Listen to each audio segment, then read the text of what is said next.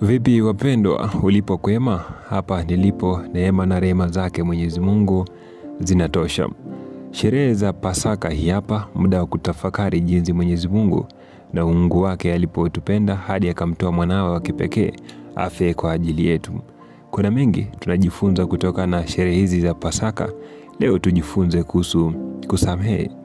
Niliwahi muuliza mzee mmoja mtaani kwetu, kwa nini umlipizi kisasi mtu aliyekukosea?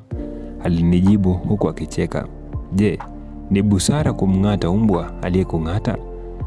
Akaniambia, jifunze kusamehe ili moyo wako uwe huru. Kwa hakika chuki ni jela. Na kutakia wakati mwema mabingwa.